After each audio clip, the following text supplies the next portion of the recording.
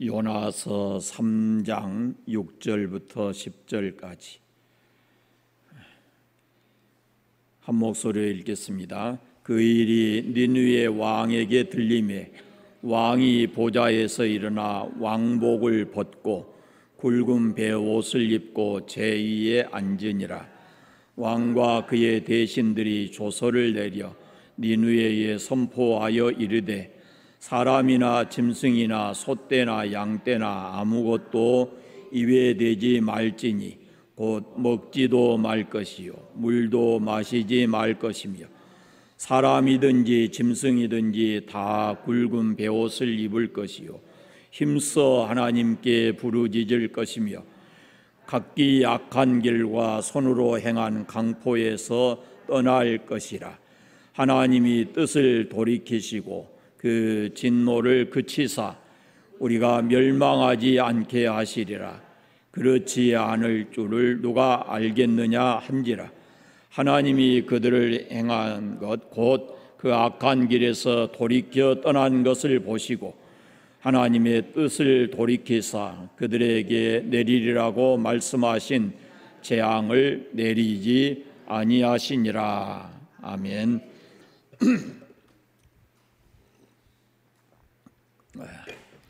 요나가 다시 하나님께로부터 두 번째 사명을 받고 니느웨로 가서 외쳤습니다.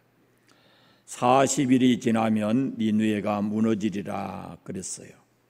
10절 말씀을 보십시오. 하나님이 그들의 행한 것 곧 그 악한 길에서 돌이켜 떠난 것을 보시고 하나님이 뜻을 돌이키사 그들에게 내리리라고 말씀하신 재앙을 내리지 아니하시니라. 40일이 지나면 니느웨가 무너진다라는 것은 이건 무서운 재앙이죠.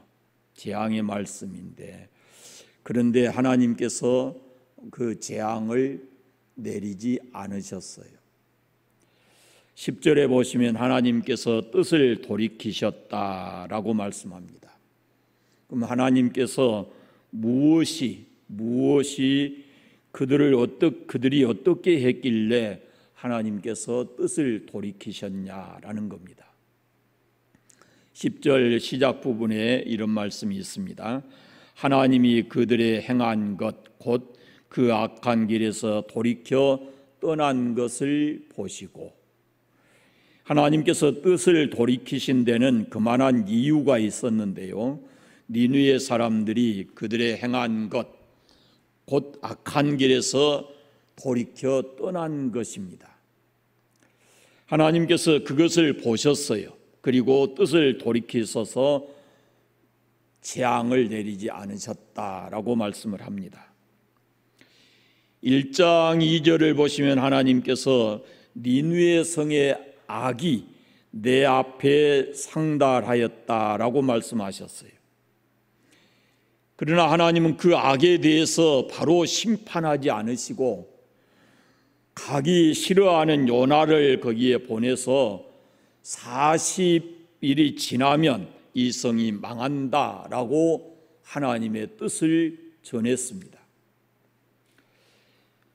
왜 그랬을까요? 그 악이 하나님 앞에 이렇게 상달됐는데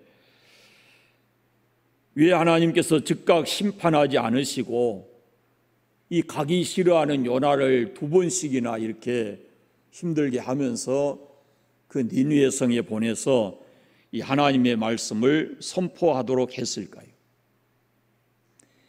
이 사람들이 니느웨 성에 사는 사람들이 그 악독이 가득한 사람들이었지만은 하나님은 그들까지도 사랑하신 겁니다. 그들이 그대로 하나님의 진노 안에서 멸망당하는 것을 하나님께서 원치 않으신 거예요. 바꿔서 말씀드리면 그들이 그 죄에서 멸망하는 것을 하나님이 원하지 않으셨기 때문에 40일간의 유예 기간을 준 겁니다. 하나님의 뜻이 분명하게 전해지고 그때로부터 40일의 유예 기간을 주셔서 그 후에는 심판하신다라고 말씀하신 거예요. 그러니까 이들에게 40일은 곧 하나님의 뜻이 전달되고 하나님이 그들에게 원하시는 것은 그들로 회개하기를 원하신 것입니다. 여러분, 죄인을 향한 하나님의 본심은 사람이 어떤 죄를 지었더라도 그가 회개하고 주님께 돌아와서 구원받는 것, 그것이 하나님이 원하시는 거고 죄인들을 향하신 하나님의 본심입니다. 죄인들을 사랑하셨기 때문에 예수님을 이 땅에 보내주신 거거든요. 그런데 니느웨 사람들에게 이 40일의 유예 기간이 있듯이 이 땅에 사는 모든 사람들에게 하나님께서 유예 기간을 두십니다. 그게 언제까지냐? 죽을 때까지입니다. 죽기 전에만 예수님을 믿으면 돼요. 죽기 전에만. 그런데 문제가 뭐냐면 누구도 자기가 언제 죽을지 모른다는 것입니다. 사람이 꼭 늙고 병들어서만 죽는 게 아니잖아요. 그러니까 예수 믿는 것을 뒤로 미루면 안 돼요. 지금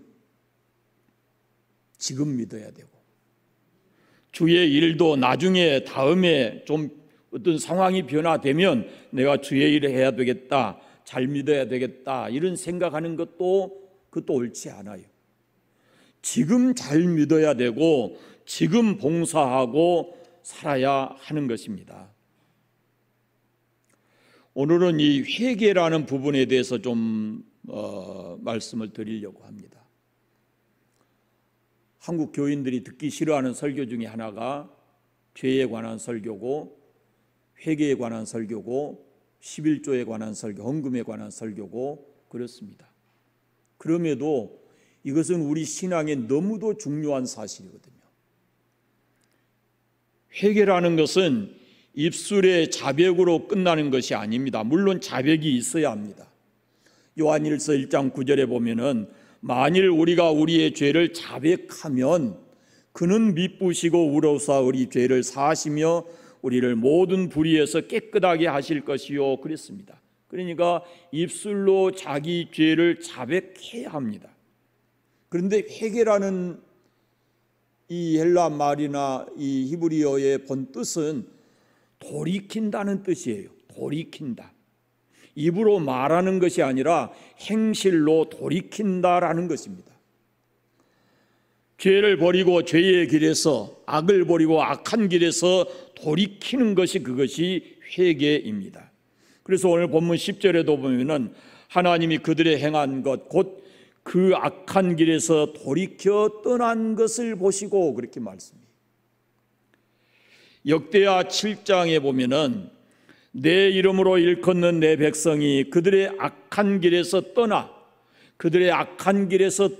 스스로 낮추고 기도하여 내 얼굴을 찾으면 내가 하늘에서 듣고 그들의 죄를 사하고 그 땅을 고칠지라 그렇게 말씀하셔요. 그 악한 길에서 떠나야 한다는 겁니다. 그리고 스스로 낮추고 기도하고 하나님의 얼굴을 구하면 하나님께서 하늘에서 들으시고 그 죄를 사하시고 그 땅을 고치시겠다라고 말씀해요. 악을 떠나야 합니다. 입술의 고백만으로 되는 것이 아니고 악을 떠나 돌이킬 때 하나님께서 그들의 죄를 사하시고 고치신다라고 말씀해요. 이스라엘 백성에게 주신 말씀인데 이스라엘 백성에게 돌이키면 내가 너희들을 고치고 이 땅을 고치고 너희들의 죄를 사하고 이 땅을 고치겠다 그랬습니다. 우리가 행시 온전히 우리의 지은 죄를 용서받기 위해서는 입술의 고백과 함께 우리의 행위의 변화가 있어야 합니다. 그럴 때 하나님 우리 죄를 용서하시고 나를 고치시고 우리 가정을 고치시고 교회도 고치시고 이 나라도 고치신다라는 것이거든요. 요엘 선지자를 통해서 하나님께서 주신 말씀인데요. 너희는 이제라도 금식하고 울며 애통하고 마음을 다하여 내게로 돌아오라 하셨나니 너희는 옷을 찢지 말고 마음을 찢고 너희 하나님 여호와께로 돌아올지어다. 그는 은혜로우시며 자비로우시며 노하기를 더디하시며 인애가 크시사 뜻을 돌이켜 재앙을 내리지 아니하시나니 주께서 혹시 마음과 뜻을 돌이키시고 그 뒤에 복을 내리사 너희 하나님 여호와께 소제와 전제를 드리게 하지 아니하실지 누가 알겠느냐 그랬습니다. 이 말씀 속에 보면 혹시 주께서 혹시 마음과 뜻을 돌이키시고 그 뒤에 복을 내리사 그런 말씀이 있어요. 여러분, 이 말씀 우리가 좀 주의 깊게 들어야 됩니다. 하나님께서 우리에게 복을 주십니다. 복을 주시는 분이에요. 그런데 복을 주시기 전에 하나님께서는 뭘 말씀하시냐면은 회개하라는 겁니다. 내게로 돌아오라는 겁니다. 악한 행실을 버리고 내게로 돌아오면 그러면은 내가 너희를 고치고 뜻을 돌이켜서 너희에게 복을 주시겠다라고 말씀하는 겁니다. 그러니까 회개 없이 축복 없습니다. 여러분 생각해 보십시오. 회개하지 않는 사람이 구원받을 수 있습니까? 회개 없이 구원 없고 회개 없이 축복된 삶이 없다라는 거죠. 그러니까 입술의 고백과 함께 그 죄의 길에서 그 악한 삶에서 떠나서 하나님께로 돌아와야 그래야 하나님께서 그들에게 복을 주시겠다라고 말씀하고 있습니다. 이 회개에는 세 가지 요소가 있어야 돼요. 첫째는 지식적으로 자기가 죄인인 것을 인정해야 합니다. 자기 죄를. 자기 죄가 무엇인지, 내가 하나님께 어떤 죄를 지었는지 그것을 깨닫지 못하면은 어떻게 그 죄를 회개하겠습니까? 자기가 죄인이라는 것을 어떻게 인정하겠습니까? 그런데 이것이 아무렇게나 그냥 깨달아지는 게 아닙니다. 사람이 거울을 보아야 자기의 모습을 볼 수 있듯이 우리가 얼마나 더럽고 추한 모습인가는 전혀 그렇지 않는 분하고 우리하고를 봐야 됩니다. 그분 앞에서. 다시 말씀드리면 거룩하신 하나님 앞에 내가 서 보아야 내가 얼마나 연약하고 추하고 불의한 사람인지를 알게 되는 것입니다. 하나님의 말씀 앞에 서야 내가 그분의 뜻에서 얼마나 벗어나 있는지, 내가 하나님의 뜻 안에서 살지 못하고 얼마나 죄를 많이 짓고 사는지 그것을 알 수가 있는 거예요. 니느웨 사람들을 보십시오. 모르잖아요. 모르고 살았잖아요, 그들이. 그러나 요나가 가서 하나님의 말씀을 전했을 때 그때서야 그들이 자기들이 얼마나 많은 죄를 지었는지 그때서 깨닫게 된 것입니다. 다윗 또한 그렇습니다. 무서운 죄를 지었습니다. 그런데 하나님께서 나단 선지자를 통해서 말씀을 주셨을 때 자기 죄를 깨닫고 하나님 앞에서 회개했습니다. 사도행전 2장에 보면 오순절 이후에 베드로의 설교를 듣고 사람들이 마음의 찔림을 받아서 형제들아 우리가 어찌할꼬라고 외쳤습니다. 자기들의 죄를 깨닫고 우리가 어떻게 해야 되냐고 사도들에게 물은 겁니다. 자기가 자기를 보면은 죄가 없는 것처럼 여겨질지도 모릅니다.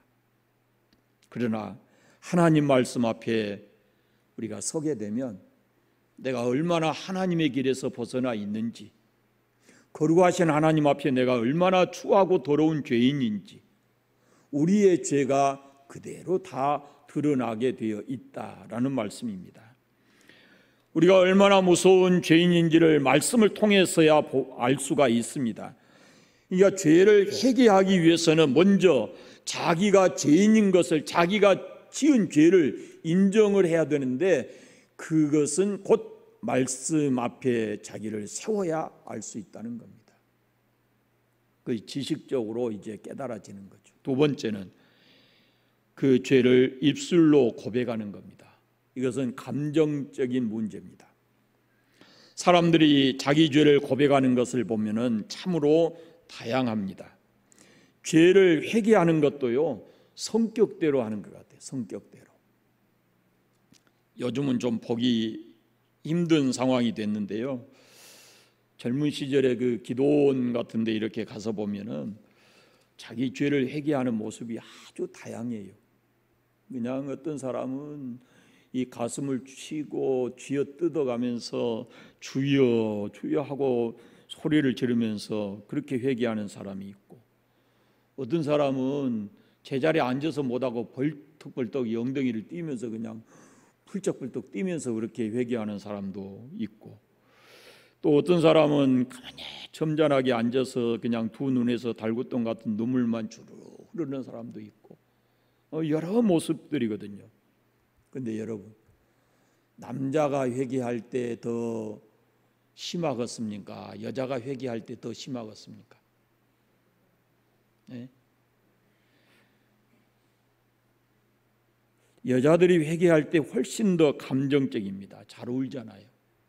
잘 울고 또 많이 억누르고 살아왔고, 자기 잘못도 있지만은 환경 때문에 받은 상처들도 많고, 그래서 이렇게 한번 터지게 되면은 걷잡을 수 없이 막 터져 나와요.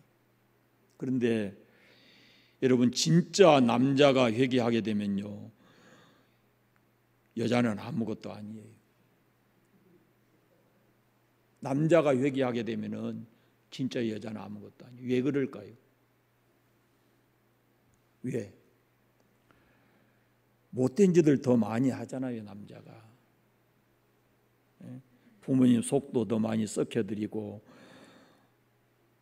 아내들에게 맞는 상처도 주고, 돌아다니면서 할 짓 안 할 짓 다 하고, 그렇게 지은 죄가 많으니까요, 한번 이게 한꺼번에 터지게 되면요, 그칠 줄 모르고 눈물 콧물 막 쏟아가면서 이렇게 회개를 합니다. 주체할 수가 없어요.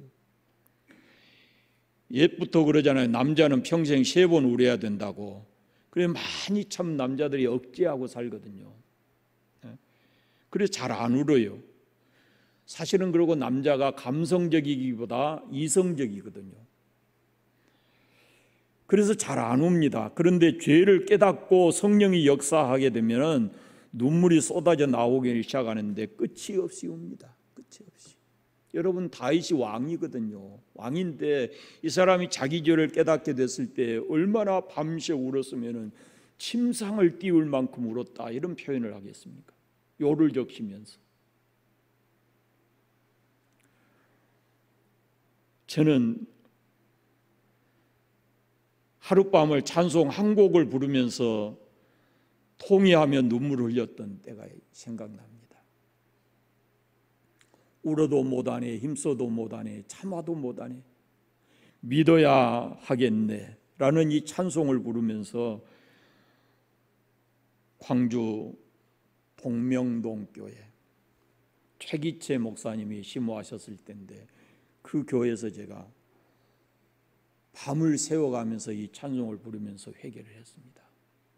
기억하기로는 제가 어렸을 때부터 잘못했던 것이 이게 다 기억나고 하나님 앞에 회개를 시키는데요, 철저하게 회개를 했습니다. 주변에 누가 있었는지도 조차도, 누가 어떻게 나를 보는지 그런 건 전혀 관심이 없었습니다. 사랑하는 여러분, 죄를 깨닫습니까? 억제하지 마십시오. 점잖은 사람은 죄가 없나요? 점잖은 사람은 울면 안 됩니까? 그렇지 않습니다. 성령께서 우리의 마음에서 역사할 때 이렇게 흐르는 그 눈물은 사람이 인위적으로 자기 힘으로 막을 수가 없는 거예요. 눈물과 함께 우리 안에서는 놀라운 새 일이 시작되는 것입니다. 우리 눈에서 눈물 나고 이렇게 하나님 앞에 회개할 때 하나님께서는 우리 안에서 새로운 창조의 역사를 하는데요, 그 창조의 역사가 뭐냐면은 죄로 인한 것은 모두 다 없애고 이제 치료하시고 새롭게 해주시는 것입니다. 오늘 읽은 말씀 6절을 보시면 그 일이 니느웨 왕에게 들림에 그랬습니다. 이게 그 일이 뭐냐 그러면은요, 하나님의 말씀을 듣고 니느웨 사람들이 반응을 했어요. 앞에 보면은 그 반응에 대한 것이 니느웨 왕이 들었습니다. 그리고 이 왕이 어떤 행동을 취하나 보세요. 보좌에서 일어나 왕복을 벗고 굵은 베옷을 입고 죄위에 앉으니라 그랬어요. 왕이 보좌에서 일어났어요. 왕복을 벗었어요. 굵은 베옷을 입고 죄에 앉았습니다. 점잖은 왕이니까 회개도 점잖게 해야 하는 겁니까? 그렇지 않은 겁니다. 목사는 목사답게 회개하고 장로님은 장로님답게 회개해야 합니까? 그렇지 않아요. 하나님 앞에 죄를 깨닫게 됐을 때는 목사, 장로 어떤 직분이 의미가 없어요. 그저 하나님 앞에 죄인일 뿐이지. 왕이라는 자리도 마찬가지예요. 하나님 앞에서의 죄인의 모습이지 그 왕의 자리, 왕의 자존심, 다른 사람이 나를 어떻게 볼 거냐 그 이목 아무 의미가 없어요. 죄를 깨닫는 순간 하나님 앞에서는 그저 용서받아야 될 죄인일 뿐입니다. 성이 멸망하고 나면은 그 왕의 자리가 무슨 의미가 있겠습니까? 그 왕의 자존심이라는 것이 뭐가 의미가 있겠어요?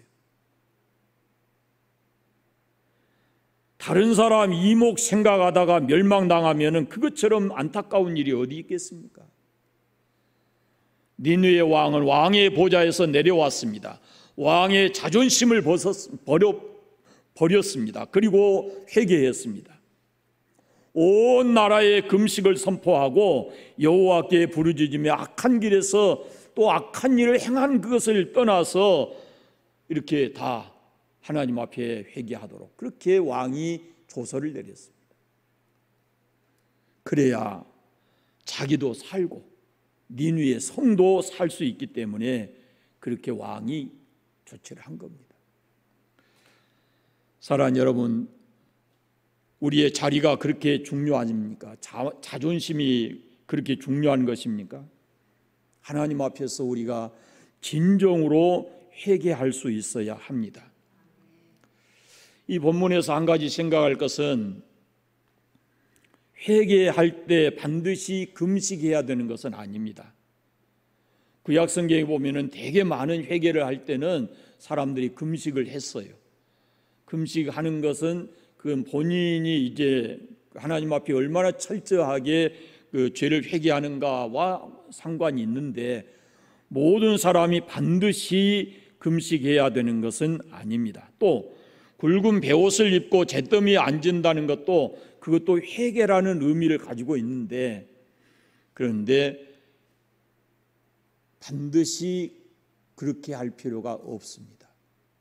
여러분, 우리가 옛날에 아버지나 어머니 어른들이 돌아가시면은 삼베옷을 입습니다. 굵은 베옷입니다. 그것이. 근데 요즘엔 그렇지 않잖아요. 굵은 베옷을 입는 의미가 뭐겠습니까? 내가 아버지 어머니에게 죄인입니다라는 표시예요. 그리고 어째요? 여기다가 새끼로 줄을 해서 이렇게 묶고 그리고는 앉아있지도 못하고 제대로. 그게 다 뭐냐면은 자기가 아버지 어머니에게 죄인이었습니다라는 그런 의미예요. 근데 지금 그렇게 하지 않아요. 여러분, 성령께서 역사하실 때에는 쓸데없는 자존심이나 그런 감정을 버려야 합니다. 그리고 하나님 앞에 철저하게 회개하는 것이 우리에게 필요하다라는 것입니다. 그 다음에 세 번째는 의지적 결단이 필요하는데 죄에서 돌아서야 합니다. 아무리 많이 울어도 돌아서지 아니하면 의미가 없습니다. 니느웨 왕이 이렇게 말을 합니다. 각기 악한 길과 손으로 행한 강포에서 떠날 것이라 그렇게 말을 해요. 떠나야 합니다. 습관적인 죄에서 떠나야 되고 그리고 죄악의 삶에서 떠나야 합니다. 그런데 우리 한국 교인들은 말씀드렸지만은 죄나 회개나 이런 설교를 싫어해요. 그래서 그런 것을 하더라도 특별한 경우에 해요. 어떤 때 부흥회 때 그런 거래요. 그런데 어떤 부흥사가요, 한국 교인들은 회는 잘하는데 개는 안 한답니다. 자기 죄를 뉘우치는 것은 잘하는데 삶의 개혁은 안 한다는 거예요. 그러니까 교회 와서 열심히 부흥회하는 동안에 눈물 흘리고 방방 뛰고 뭐 은혜 받은 다 혼자 은혜 받은 것처럼 이렇게 하는데 돌아가면은 삶이 달라지지 않는다는 거예요. 부흥회를 아무리 해도 삶의 변화가 없다는 거예요. 그래서 또 하고 그런데요, 부흥회를.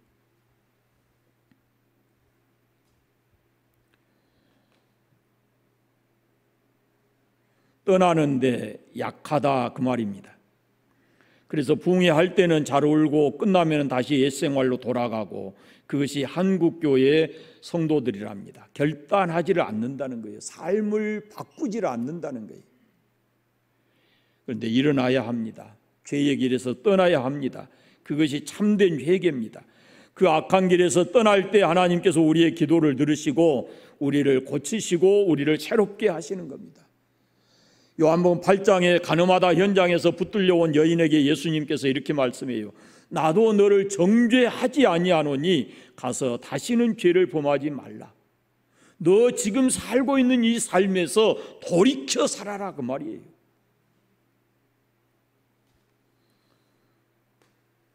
사랑하는 여러분, 주님께서 말세를 가리켜서 노아 시대와 같을 것이다 그랬어요. 죄가 관영하고 사람들의 생각이 악하고 하나님을 떠나 있습니다. 죄를 물 먹듯 먹고 마시고 살고 있습니다. 지금 우리의 상황을 보면은 물질적인 탐욕과 도덕적인 타락으로 인해서 또 영적으로 많은 사람들이 하나님을 등지고 떠나가고 있는 겁니다. 그러면서 그것이 행복이겠거니, 이렇게 사는 것이 잘 사는 것이겠거니, 그렇게 생각들을 하고 살아갑니다. 이 다음에 이제 이유가 있어요. 그것 다. 여러분, 그러나 심판은 다가옵니다. 만약에 우리 개개인에게 니느웨 백성들에게 주어진 이런 심판의 메시지가 주어졌다면은 여러분 어떻게 하시겠습니까? 길은 하나뿐입니다. 살 수 있는 길이 많은 게 아닙니다. 지금 니느웨 이 성읍에 있는 사람들이 살 수 있는 길이 많은 게 아니에요. 심판하시는 분은 하나님이시고 하나님이 말씀하시기를 40일이면 이 성이 무너진다, 망한다라고 말씀해요. 그럼 살 수 있는 길이 뭐냐면은 회개하고 하나님 앞에 돌아서는 길밖에 없어요. 악한 길에서 돌이켜 떠나야 하는 겁니다. 그것만이 그들이 살 수 있는 길인 것이죠. 이건 오늘 우리 시대도 마찬가지예요. 오늘 말씀을 우리가 쉽게 듣고 넘겨서는 안 됩니다. 개인적으로 요나에게 두 번째 기회를 주셨지만요, 니느웨 백성에게도 새로운 기회를 하나님께서 주셨습니다.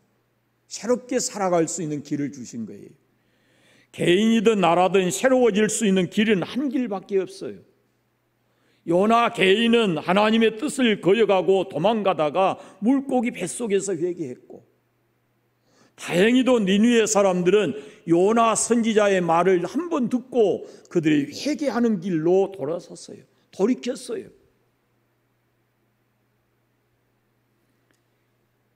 예수님은 우리 죄 때문에 십자가에 돌아가셨습니다. 그리고 사흘 만에 다시 살아나셨어요. 그리고 우리가 죄를 회개하기만 하면 언제라도 주님은 우리의 죄를 깨끗이 사해 주시는 분입니다. 전제가 뭐냐면 회개하면이에요. 회개하면. 자기 죄를 주님 앞에 회개하면 예수님께서 그 흘리신 보혈로 우리 죄를 정결하게 씻어 주신다라는 말씀이에요. 그리고 예수님이 다시 부활하신 것은 이제는 죄 씻음을 받은 그 사람으로서 새로운 삶을 살아가도록 우리에게 새 삶을 약속하고 있는 것입니다. 니느웨 백성처럼 누구든지 예수 그리스도 앞에 자신의 죄를 회개하고 고백하고 죄악의 삶에서 떠나게 되면 결코 멸망당하지 않고 재앙이 복으로 바뀌어지는 줄로 믿습니다. 하나님께서는 지금도 보고 계십니다.